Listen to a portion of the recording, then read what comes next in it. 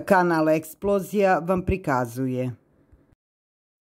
Je napravila haos Peci Raspopoviću zato što neće da živi sa njom. Sada je shvatio šta je Janjuš trpeo. Maja Marinković otpočela je ljubavnu romansu sa Pecom Raspopovićem, nevenčanim suprugom njene najbolje drugarice Aleksandre Subotić. Ona je sa njim uživala celo leto, a onda je počela da ga pritiska da otpočnu zajednički život. Naime, kako se navodi, Maji smeta što Peca živi u Novom Sadu i blizu svoje bivše, dok je ona u Beogradu, što ne želi, zbog čega je sa svojim dečkom na ratnoj nozi.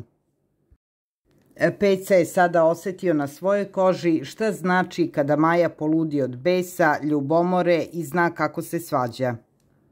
Prisustvovao sam njihovom razgovoru nedavno i mogu da vam kažem da se sve treslo. Maja je očitala bukvicu samo tako.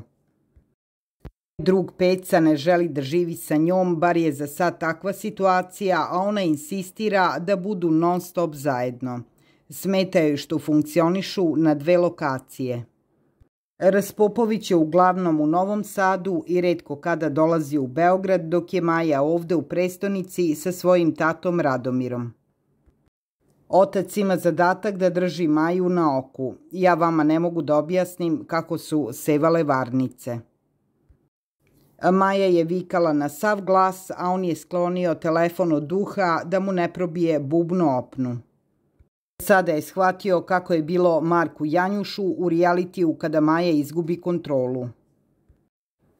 Čini mi se da mu taj način ponašanja koji Maja želi da ga veže za sebe baš ne odgovara.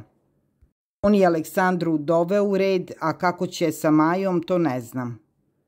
Jako nezgodna, ljuti se i traži da konstantno provode vreme zajedno. Peca ima mnogo obaveza, kako poslovnih, tako i privatnih, ali nema nameru da Maju prebacuje iz Beograda da živi sa njim u Novom Sadu. Peca to ni u ludilu neće uraditi, video sam kako reaguje na njena insistiranja i od toga nema ništa. A što se tiče nesuglasica, bit će ih još, siguran sam. Će biti haosa, svađe i histerije među njima jer Maja ima takvu narav i veoma je nezgodna.